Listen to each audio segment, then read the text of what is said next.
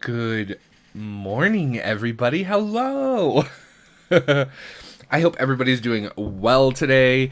Welcome, welcome, welcome. If you are new here, my name is Dustin, and this channel, Modern Metaphysicate, is about all things occult and esoteric, with a very heavy lean on the tarot. So if you are new, welcome. If you're returning, thank you so much for coming back. And also, a big shout out to all of the members in chat right now. If you see someone with a little symbol next to their name, they are a part of channel Scala Metaphysicae, which is our channel membership community, which is live now. So if you guys are interested in that, there is a link down in the description box, the doobly-doo down there. Down there you'll find a link to my website where you can book a tarot reading with me and follow along with today's topic and blog post. And also you'll find all of my social media, all that good stuff down in that box thing down there. So be sure to check all of that out, okay? So how is everybody? I hope everybody has some coffee and is ready to hang out. Today we are going to be doing another deep dive. So this is a series where we are exploring the visual and art historical evolution of the Major Arcana in the Rider-Waite Smith Tarot. So grab your favorite RWS deck, because today we're going to hang out with this lovely lady and talk about and dive into the star and unpack the symbolism and sort of art historical motifs and things like that that are in this beautiful card, which is one of my favorites. I love the star card. So yeah, hello, good morning. Good morning. Hello, everybody in chat. As always, you guys, if you're watching this live, if you have any questions or comments or anything you would like me to see and or read, please do at Modern Metaphysicate in chat. It will highlight it like obnoxiously bright orange on my screen so I don't miss it. If I do miss your comment, feel free to post it again. Sometimes chat can get a little crazy. And it's not that I'm ignoring you or anything like that. So, yeah. Hello, good morning, everybody. Also, coffee. I hope everyone has coffee or tea, or if you're on the other side of the world, an adult like beverage or something delicious to sip on. And yeah, we're gonna hang out and have some fun today. All right, so let's dive in, because the star card. All right, so if you want to... Ooh, a frosty cup of milk. Interesting. That's different. Specifically frosty. I like the it needs to be frosty. Okay. So, we're going to dive in. If you want to follow along, there is a link pinned in chat. Also, if you are watching this in the future, the link to the accompanying blog post for today's topic is down in the description box, so please check that out. I always include a lot of stuff in the blog post that I don't cover in the video, and vice versa. I always try and make sure that there are there's benefit to checking out both, so be sure you do that. So yeah, let's dive on in. If you head on over to my website, you'll be greeted with this, and you can simply just hit blog up here at the top, and that will take you on over to this page, and we are going to hang out with this post today.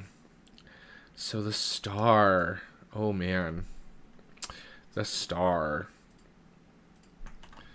This is a card I think kind of flies under the radar a lot. Like some people really, like, I don't know, they don't give it enough credit. What is going on here? Why is the image not centered? Let's fix this. Hold on. Uno memento. Let's scoot this up just a tiny bit here. We want this to be centered. There we go. Okay. Good morning, Lisa. You got to use your own emoji. By the way, yeah, if you are a member, you do get access to really fun, cool emojis. And all of my members, if you haven't, there is a poll up right now on the membership tab for the next emoji. We've got so many new members joining the community that we've unlocked another emoji slot to use during live chats and to use in comments and stuff like that on the videos. So be sure to go vote on which emoji we're going to add next. There's some pretty cool ones, if I do say so myself. Okay. So, the star, right? The star of the star of the star. The star of the show today is the star. Pun intended. Oh no.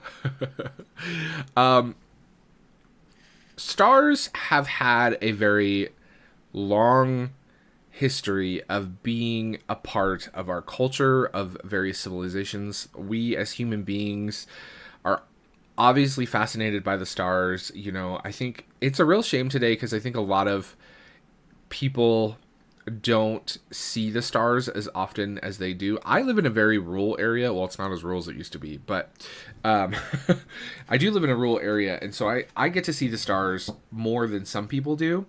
And I still remember, I still love going up into the mountains, and remember when I went camping for the first time that I can like actually remember, and looked up and saw the Milky Way. And like that was a very profound and moving experience because it really kind of puts into perspective like how infinitesimally small we are. We're like basically a germ, right? And so the stars, like they very much have a special place in human culture, right? Wherever we are on this planet, regardless of anything. Sophie put a really great Neil Gaiman quote in chat here. So, are we human because we gaze at the stars, or do we gaze at the stars because we are human? Love it. But yeah, obviously the heavens above have been something that has long fascinated us, right? And ancient civilizations across the world, right? Had a deep, profound sort of interest in tracking the heavens, right? Specifically when we look at sort of the Babylonians and the Sumerians and, you know, those ancient Mesopotamian cultures, we see, frankly, an obsession with the stars, right? And that's where a lot of our modern astrology and astronomy practices come from, is from these ancient civilizations. So much so that some 5,500 years ago, right, we as human beings were creating these, right, which is these little clay tablets that basically were maps of the stars, right, which is really fascinating. And this is one of the earliest dated clay tablets from the Middle East that tracks star movements, and specifically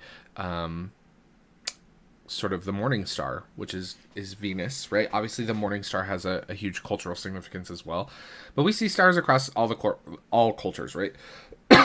Whether it's Venus, the morning star, even in Christianity we see symbolism of stars popping up in like the story of Jesus's birth. We have the Star of Bethlehem, which moves, which is weird, right?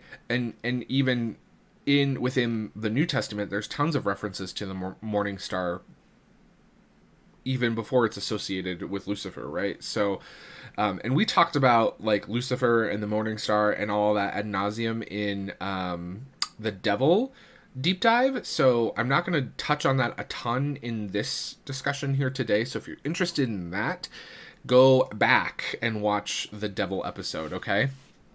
So yeah. So, you know, it's one of those things that obviously this had a huge impact globally, and much like many of the other cards in the Major Arcana, this is sort of an archetypical trope, right, that made its way into the tarot deck. Which, let us remember that the tarot deck was originally a playing card deck. So it reflected everyday things. And the stars, especially long before electricity came along, they were huge, right? Like, in fact, if you've ever been out on like in the wilderness and been in a situation where you can look up and see the stars on a really clear night, the amount of light that comes off of them is quite impressive. So, so yeah, let's dive into the kind of the history a little bit, right? Astronomy, right, or astrology, whichever one you wanna kind of pick at, can be traced all the way back to Assyro-Babylonian sort of times, ancient Mesopotamia. This is one of my really favorite. This one, if you are an Ancient Aliens fan, you'll probably recognize this one. This is one of the most sort of widely questioned. This is called a cylinder seal, and basically what these were is they were used to seal things, like a wax seal.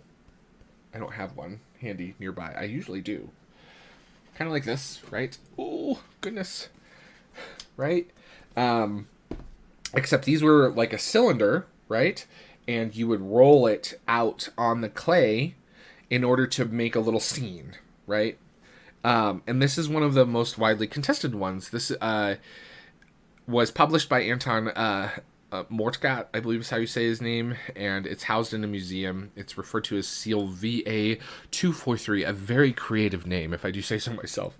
But it depicts Inyana, which is a Mesopotamian goddess, and above the figures who are on the left-hand side, right, who are approaching the goddess, we see this star, right? And in the star, or around the star, there are several little sorts of, what's the word I'm looking for?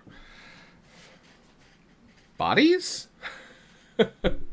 Heavenly bodies, right?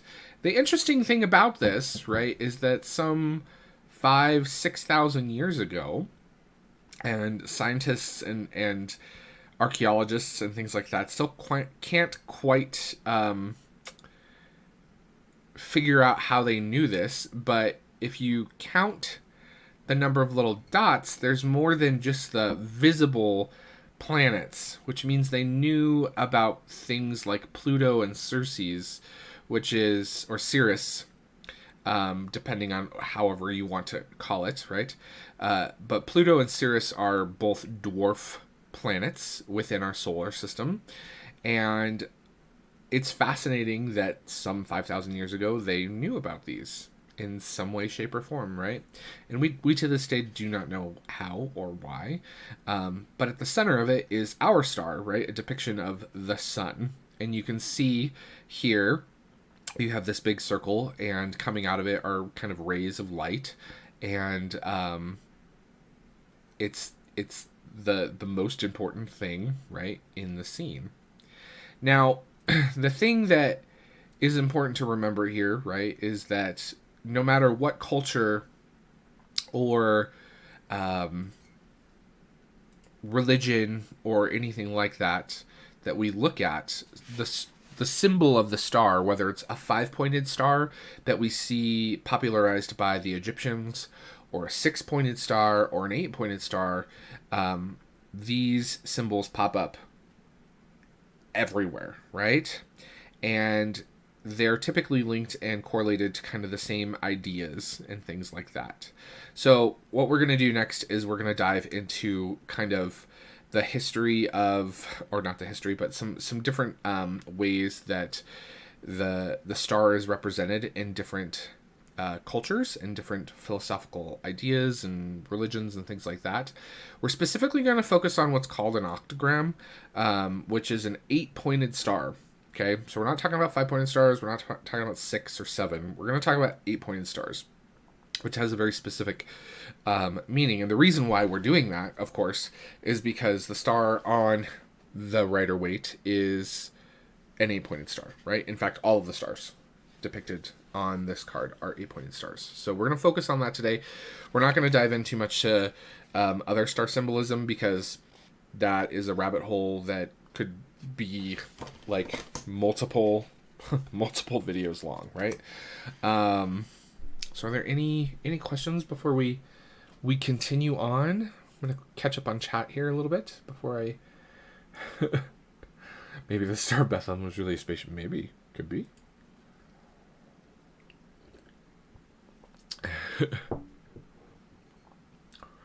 Oh my goodness.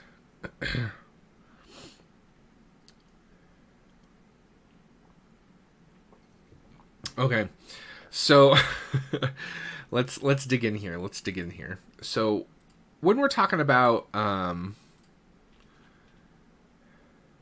octogram, there's tons of different versions and variations of this symbol. Okay, so the first one we're going to talk about is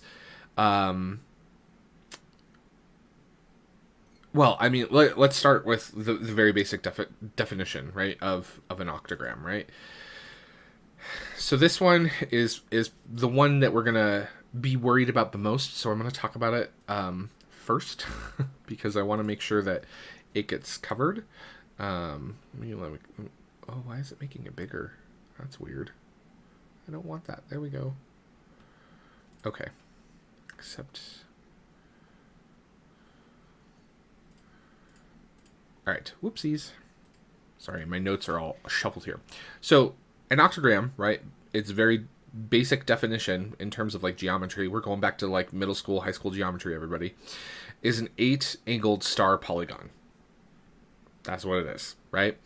It's a symbol that we can trace all the way back through human history that appears time and time again in different religions, philosophies, esoteric contexts. And in fact, the Sumerian word, which I don't know how to pronounce, the word is spelled Dingir. I have no idea what the appropriate pronunciation of that word is, and I'm not going to even attempt it. Which actually in English translates to God or Goddess, is written in cuneiform using basically this symbol. And I do show it in the text here. I don't know if I can. It's this little symbol right here, which is probably hard to see on your screen, but it is an 8-pointed star, and the ancient Mesopotamian symbol for Anu, right, which is the most sort of well-known adaptation of this symbol, or the star of Ishtar or Inanna. The goddess of love and war is what we kind of see here, right? And if you're can I type it? Oh, let me see. I don't know if YouTube chat supports that. Let's look. Oh, I can. Check it out. There it is. There's the cuneiform. It's Unicode, so it should, right? That's how that works. So, getting a little nerdy here, a little geeky with Unicode chat. That's funny. But anyways, this specific symbol, right, the Star of Ishtar, is probably the most recognizable. And for those of you who are keen cartographic fans, right, someone who likes to look at maps like I do, I love maps. One thing I would love to do is talk about maps and weird maps and things like that here on the channel, because there's some really fascinating things like that. But many of you might look at this and think, oh, it looks like a compass, right? Or a compass rose. And, you're not far off, because that is kind of one of the origins of this symbol, is where it comes from, right? So when you look at a map, normally we see like, we see one of the, oh, no. That's not what I wanted.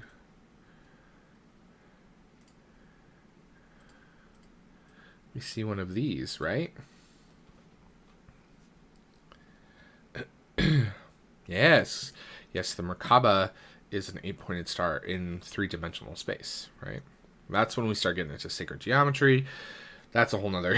I'm not touching on that too much here. We got lots of other things to cover, right? So, yeah.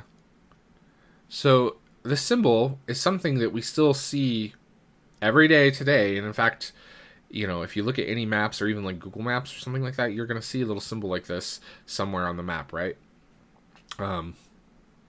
We see it constantly. So, oops, that's Pictorial Key to the Tarot. We're not ready for that yet. This is probably one of the most recognized versions of this, but there's tons of other kind of like 8-pointed stars that we see that have cultural significance across the world, right? In the Americas, right? The Mi'kmaq tribes, I'm probably mispronouncing that, and I apologize, used an 8-pointed star that kind of looks like this on doorways and thresholds to ward against evil and as a symbol of hope, right? And they have a native word that I'm not going to try and pronounce because it's very long, which basically translates into the coming of the dawn, which I think is really beautiful.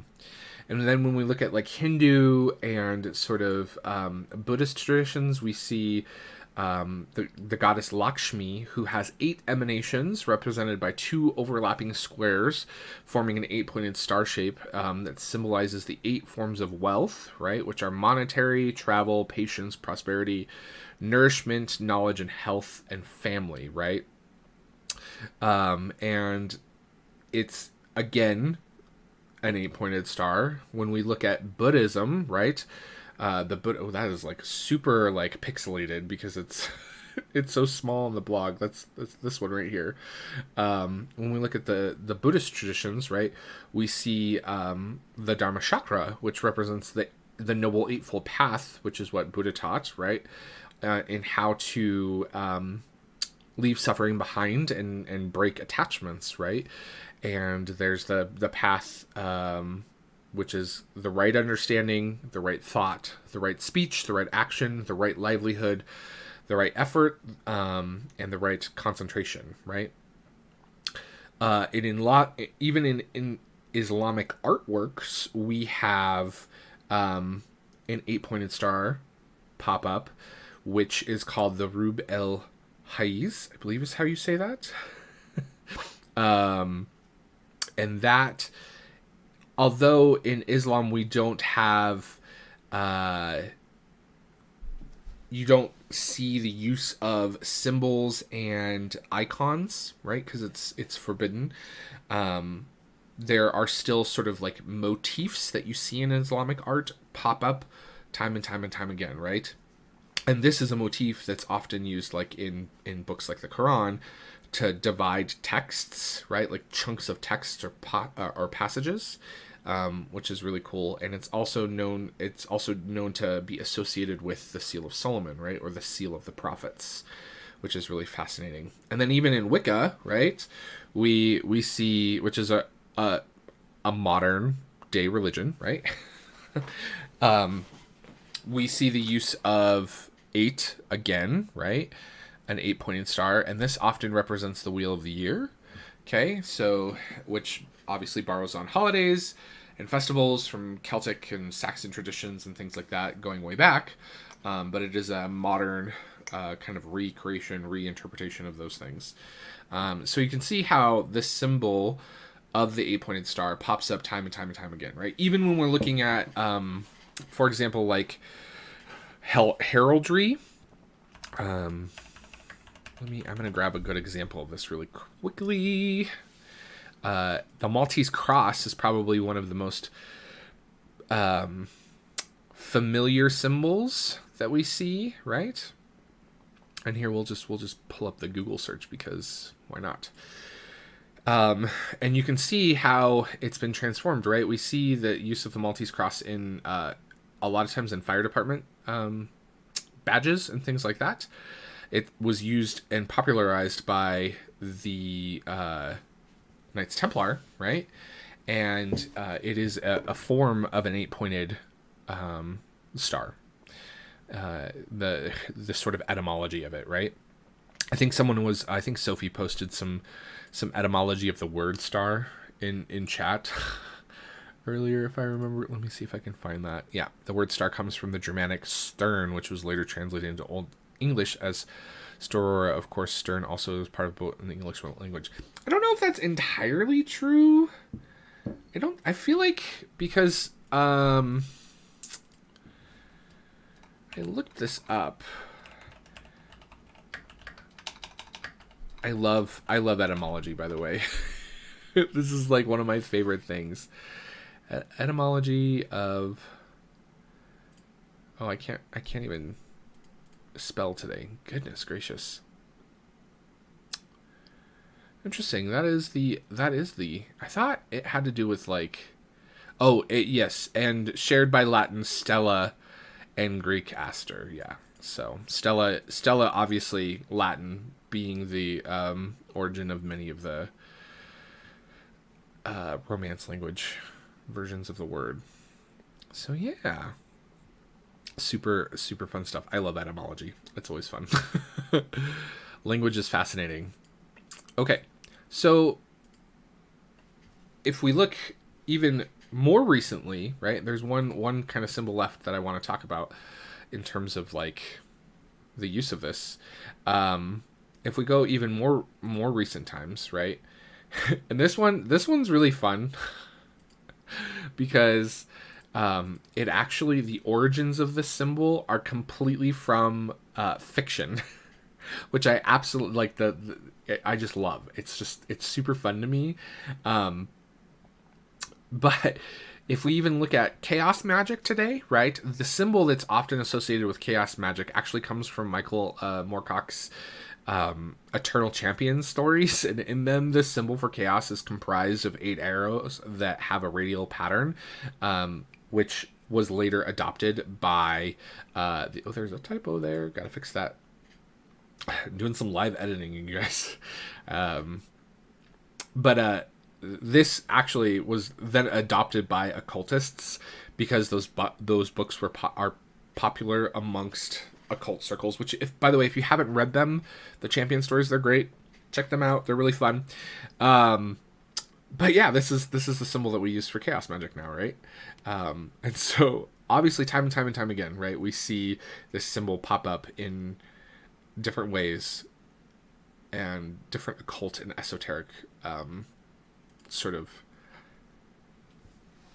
perspectives, right? So the reason why I'm harping on this, right, is that this symbol, specifically the 8-pointed star, is not only associated with stars in the sky, right, but with religious perceptions of duality, right, of enlightenment, of personal transformation, right? All of those kinds of concepts, we see those time and time again if we look through of cycles, right? Even when we look at it from like a Wiccan perspective and how it's used to represent the wheel of the year, right? That's a cycle. And there's duality within that cycle, right? There's the summer, the warm months, and the winter and the cold months. All of that is important and is a visual language that we as human beings have used for thousands of years that is across cultures, right? There's no language barrier when it comes to that. I'm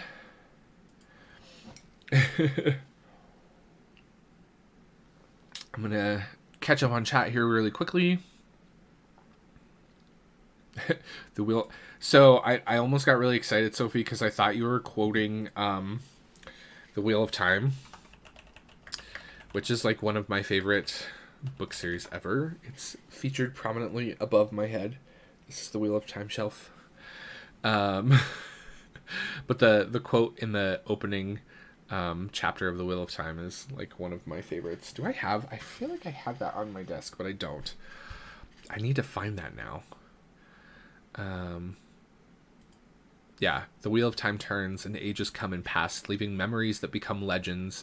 Legends fade to myth, and even myth is long forgotten when the age that gives birth to it comes again. One of my favorites.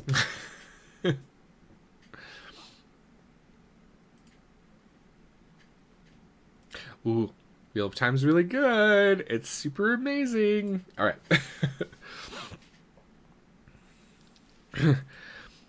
Oops. Did they? No. No. Okay. So let's now dive into we're going to dive into the visual evolution of sort of how tarot cards have represented this card throughout history. I'm not going to talk a lot about the like overall composition of like this woman kneeling in front of water. That tends to lean more into kind of the temperance aspect or visual composition that we see in Italian art. There's lots of references to it and different versions of it, but it's not as like historically like solidified as some of the older ones. So I'm going to focus less on the composition and more on the elements of the star that's represented in this card, because that's really what's important. If you're interested in that kind of compositional stuff, check out the Temperance card. There is a connection, obviously, between Temperance and the star.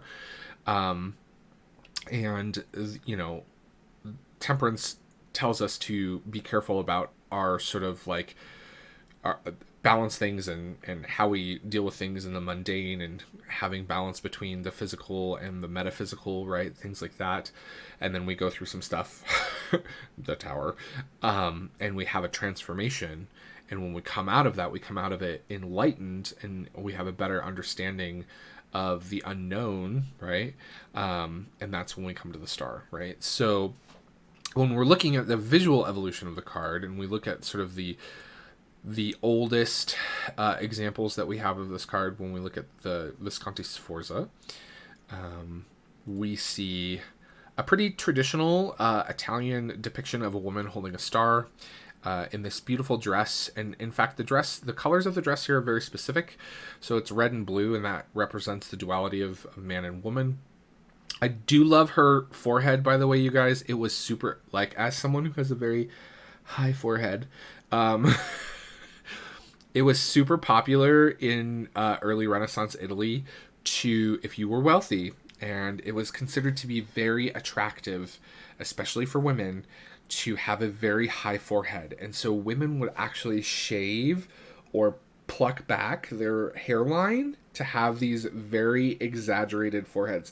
So a lot of people, I've seen like blog posts and things where people like poke fun at this and or they don't understand the art historical context of why she has this, but she has this forehead because because it was considered to be like a sign of intelligence and enlightenment. Like if you had a big forehead, you were smart because you got big brains, right? Like that's kind of the Reader's Digest version of the fashion trend. But it was considered to be very fashionable and very attractive to have a very high forehead.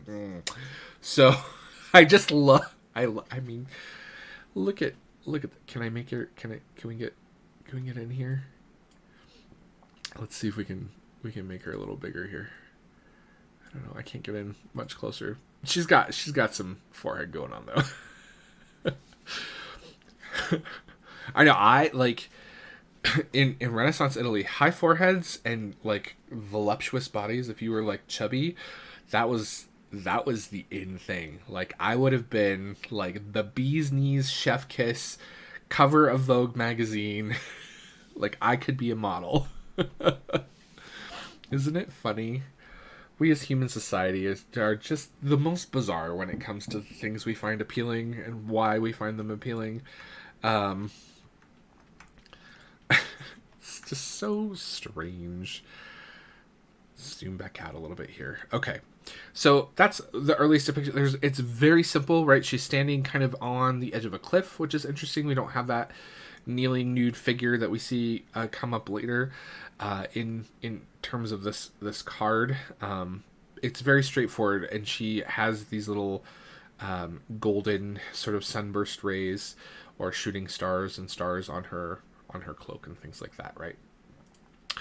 When we get to the Marseille traditions and the French and Swiss traditions of tarot, and this is a French deck. This is a Chausson, and we see this nude figure that's often associated with Venus, although we don't have any primary source material, at least to my knowledge, of exactly who this figure was. Obviously, we can make some connections, right? This sort of imagery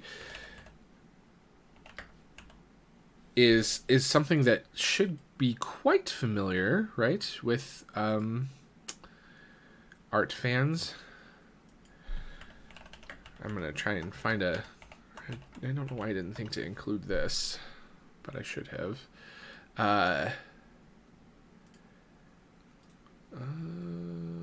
Open. Sorry, guys, give me 1 second. But, right, we have this famous painting, right, The Birth of Venus, right? So, this sort of imagery is pretty common in the French and Italian art history and sort of visual vernacular, for a lack of better terms, right?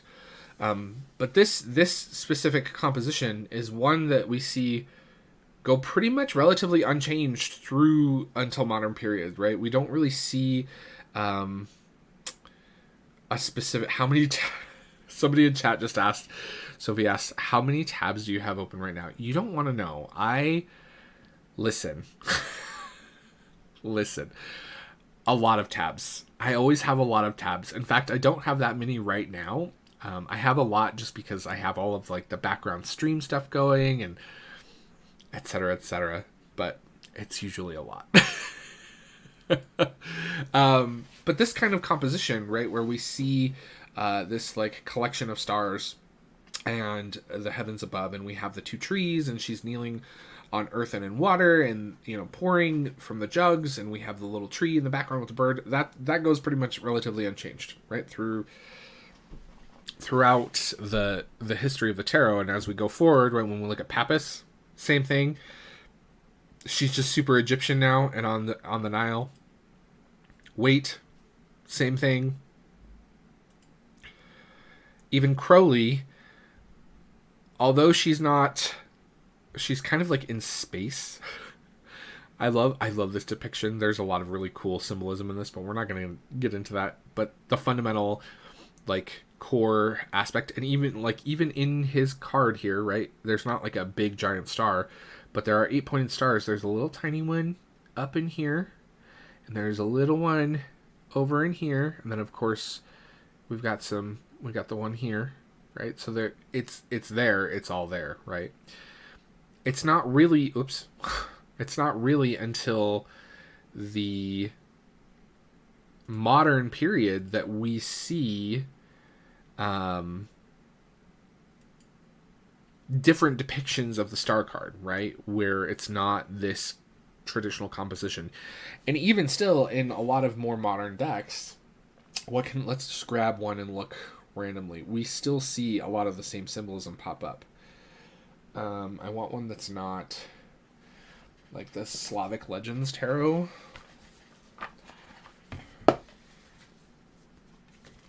Of course, mine's all shuffled, so I'm not going to be able to find the star off the bat. Because that's always how it goes when you're live, is you can never, ever find the card that you're looking for. Point being, right, is... Oh, here we go. So this one actually has two figures. So you have some of the similar aspects of the composition, and of course it's changed a little bit, but it really isn't until modern times, right, that we see some significant changes. And I like to point that out because we do have cards in the tarot, like the Magician, for example, whose composition changes pretty dramatically in terms of the meaning of it and the way it's represented, or even like the Hermit, right? But then we have cards like the Star card, which just go impeccably untouched through the course and evolution of tarot. So visually, the card pretty much stays the same. We're gonna talk about specifically a little bit about the kind of the grouping of stars that we see a lot in these cards, right? And that obviously has a connection to some heavenly bodies, and we'll talk about that when we get into the symbolism of specifically the Rider-Waite Smith card when we break that down in a little bit here, okay? Are there any questions? People in chat love the Slavic Legends. It's a beautiful deck. I'm really enjoying getting to know it and working with it. Yeah. It's really cool. I'm really appreciating a lot of the more recent publications of like Slavic based traditions, since my family came from has a Slavic background. Specifically my last name, right? Demanja is a Slavic name. And so it's really cool connecting with that, because a lot of that part of my family history was lost, right? In fact, there were my grandfather's father and his brother were the only two members to come to America, and they're on the Ellis Island Wall, which is really cool. And they spawned the entire generation of my family that exists to this day here in the United States. But prior to that, prior to them entering the country, there's no records to be found, which is really fascinating. So is there any symbolism to the colors of the stars, or is that traditional art of the time? There is some symbolism to it, in terms of, if you want to talk about like color theory symbolism and things like that. But additionally, you can break that down in terms of like primary source material, saying that has like specific symbolic meaning. Not really. Even when we look up in the stars today, right, there's like yellowy ones and there's blue ones, and we know why that is, right? But so yes and no, technically. All right. So let's quickly go over the evolution of the meaning of the card, right? So when we go back to like 1781 and we're looking at Dumoulin, he called the card the Star, and it represented the creation of the stars and fishes, which I always thought was really weird. Like, why specifically fishes? Well, obviously, we have some connections to astrological things there, and we can dive into that, but we're not going to for right now, because time is of the essence. When we get to Mathers in 1888, he entitles the card the Star. It represents and says it represents hope, expectation, and bright promises. When we look at the Golden Dawn in 1896, they of course have the best titles. I love Golden Dawn titles. They are just so over the top ridiculous. It is amazing. The title for the Star card, are you guys ready for this? The Daughter of the Firmament. And she's the dweller between the waters, the star, hope, faith, and unexpected help. Waite, interestingly, so this is the one that's going to throw some of you guys for a loop, and this is why I always say you guys should read Pictorial Key to the Tarot, and we'll come back to this, but I'm going to briefly read this, and then we'll dive into the pictorial stuff in a little bit, which is why I had that open. But Waite in 1910 says the Star, and it means loss, theft, abandonment. Another reading says hope and bright prospects. I'm going to let that sink in for a minute. Waite says that this card means loss, theft, and abandonment. So next time you're reading with your RWS, loss, theft, and abandonment.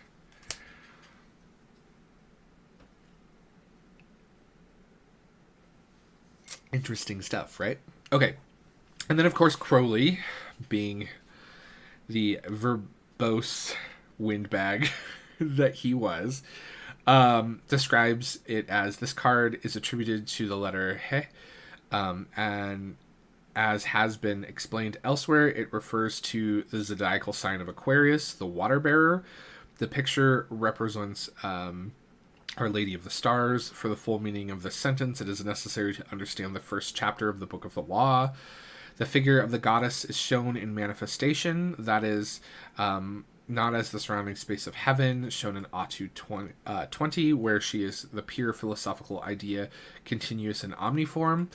In this card, she is definitely personified as a human-seeming figure. She's repré with scented and bearing 2 cups, one gold, held high above her head, from which she pours water upon it, right? So there's this idea of like creation, right? Um, so there's some really interesting thing. Sophie has a very keen eye. Yes, that is a good reference. That is one of the sort of accepted theories behind that. So let's actually dive into Waite just a little bit here. So I have here a transcription of Pictorial Key, which, by the way, you can find this online completely for free. So if you've never read it, there's no excuse. But my favorite line from Pictorial Key that Waite wrote about the star, right, is hold on, I have to find it again. Yeah, here it is. The summary of several tawdry explanations says that this is a card of hope.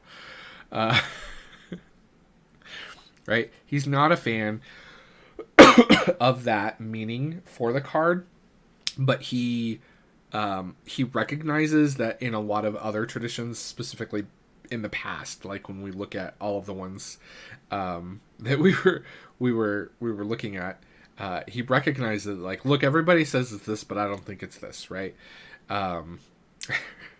So it says, for the majority of prepared minds, the figure will appear as the type of truth unveiled, glorious in undying beauty, pouring on the waters of the soul some part and measure of her priceless possession. But she's in reality the great mother in the Kabbalistic Sephira Bina, which is supernal understanding, who communicates to the Sephirot that are below in the measure that they can receive her influx, right? So he's Waite is just as much of a character as Crowley was, and in fact believed in a lot of the nonsense Crowley did. And yeah, Crowley gets so much crap when Waite was literally side by side with him. Yes. So prepared minds, is that a polite way of saying for the intelligent ones? Yes, that is absolutely what he's saying. So if you're smart, this is how you read it. But if you are a basic B, it just means hope. Gotta love it, right? Got to love. You gotta love Pictorial Key. But this is like a perfect example of why primary source material is so very important, right? And why I tell people all the time, you should start with that and then go from there. Okay, so we've talked about the visual evolution. We've talked about the the evolution of meaning. So let's break down the symbols. Let's dive into this this card and pick it apart and talk about the specifics. And if you guys have questions, make sure you throw them in chat, because we'll talk about questions after we get through this. So in terms of the symbols, obviously the big one that a lot of people want to talk about is the figure, right? We have this kneeling nude woman with blonde hair. She's got 1 foot on land, 1 above the water. There is not a ton of sort of specificity around this. There's a lot of theories and ideas, right? Obviously, if we remember what we just said, right, the figure is thought to represent Bina on the Tree of Life.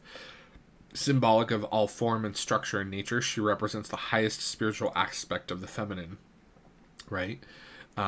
She has 1 foot on land and 1 foot on water, showing her sort of mastery. And her foot is above, like, sitting on the water, which is thought to kind of represent and symbolize her idea of her mastery over the mundane and the spiritual, right? She's sort of figured it out now, right? She's been through the tower, she's figured it out, and she's come back to sort of give that knowledge back to the world, okay?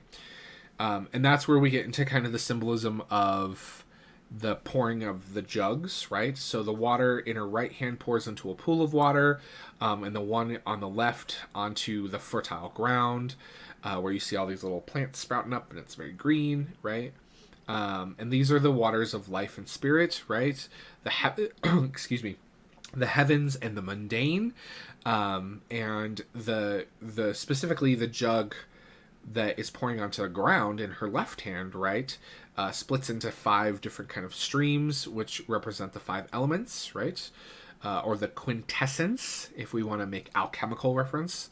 And of course, this all relates to that idea of as above, so below, right? The return to the mundane to bring forth the enlightened knowledge gained, right? So basically, she is showing and giving back what she has learned. Okay. Now there's obviously the little red mountain in the background. We did a whole video about mountains and earth symbols and all of that in tarot cards. So if you're interested in that, check out the symbols in earth. The symbols in tarot earth video, which is in the playlist, as well as linked in the blog post. So if you're interested in that, go grab that. We're not going to dive into that too much. The big symbols that people obviously want to talk about, aside from those two things, right, are the 8-pointed stars. So we have this big golden star surrounded by smaller stars, right? And of course, these 8-pointed stars have associations with the Sephir of Hod, the star of Lakshmi, which we've talked about, the Eightfold Path, which we've talked about, a compass star, right? Compasses lead us and guide us, right? Which is where a lot of people say to like follow your hopes, right? That's where that kind of interpretation of modern interpretation of the card comes from. And all the other kind of octograms that we discussed previously. The stars surrounding it, right, the white stars, are often thought to represent the Seven Sisters or the Pleiades star cluster, right? It's a grouping of stars in the night sky that has had long, deep, esoteric connections and meanings. We're not going to dive into that today because that again is a whole nother discussion, right? There's a whole lot of discussions about like certain groups of gods. In fact, there is in Egyptian tradition, there is a group of 8 gods that I can't think of the specific word for them, but they're known as the 8, basically, that were significant in the Old Kingdom, and they were said to have come from the Pleiades, right? So there's a lot of esoteric connections and meanings behind that. And then we have the little bird, and he's a cutie. I love this little bird. Let's see, we can get the close up. Look at how cute he is. Right? And the little bird on the tree, this is oftentimes the symbol that a lot of people either miss, or it's the first one that they see and they're like, what is that supposed to represent, right? So the little bird on the tree is often thought to be an ibis, which was originally first described by Pappas, which, you know, Pappas was all about the Egyptian origins of the tarot, which we now know is not the case, right? But the ibis often is associated with the Egyptian god Thoth, right? A lot of people also associate this with the Bennu, which is an ancient Egyptian deity bird god that's linked heavily with the sun and creation and rebirth. And he also may have been the original inspiration for the concept of the phoenix, which was later popularized in Greek mythology, right? And that's also where a lot of people will say that this is a phoenix that has just been reborn and revived from the ashes, right? Because he has that yellow and red coloring. So again, we have a lot of connections with like birds who represent like souls or spirit or cycles, right? All of those things that are often associated with the symbol of the star, right? So that's really it in terms of this card, right? When we look at the card, it's pretty straightforward. Some people will make connections with the tree representing the tree of life, which, yes, I mean, sure, why not? You can. There is no primary source, from my understanding, that says that is what that is. Some people will make assumptions or draw conclusions, specifically about like the type of jug she's using, or the little plants that represent the fertile land, right? So we have like these little specific drawings of plants. Some people will draw connections to kind of like the 5 great rivers of the world, with the waters that's being poured on the land here. There's a lot of esoteric connections we can make there.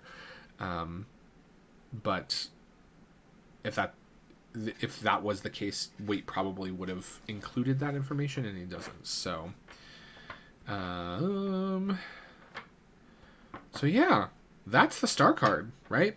She's pretty straightforward in terms of her symbolism, and she's pretty unchanged throughout history. The star being, of course, the most important symbol there. And it's interesting because there are some references to the star in this, like representing like really weird stuff in tarot books, and I'm like, if you just look up what 8-pointed stars actually represent and symbolize, you'll understand what this means. There's one book. Do I have that out still, or did I reshelve that? Give me 1 moment. Hold on here. I need to grab this because I think it's worth exemplifying. Where is my... We're going to do this. Give me 1 moment. We're going to grab a book.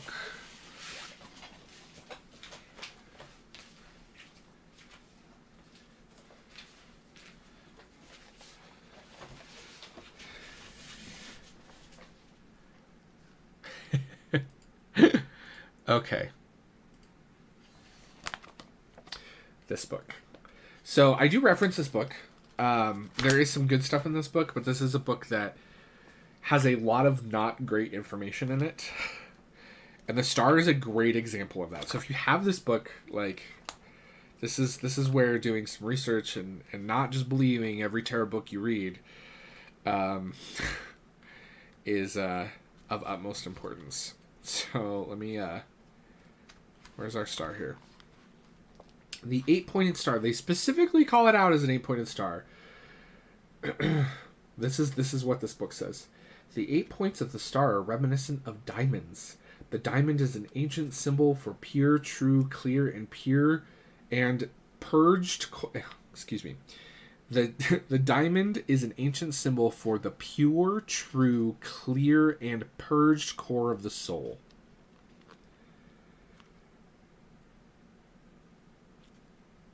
Have you looked up what 8-pointed stars represent? Like, I just want to write the author and be like, hello, where did you... Why? What? Yeah, so... I am wearing pants. I have shorts on. I just don't like to, like... I don't want to give you guys, like, the booty shot of me walking back there. I do have pants on. But they're like gym shorts. The great thing about YouTube is you only have to look good from the waist up. So, yeah.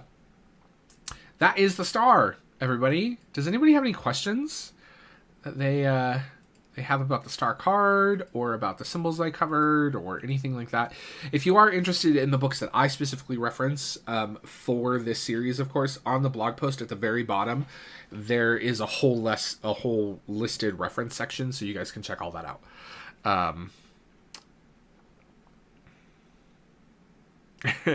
Yes, we do. Yeah, this is true. Yeah, diamonds in the old days were not looking quite as exceptional as they are today. Unmatched bottoms is the best part of making it. It's true.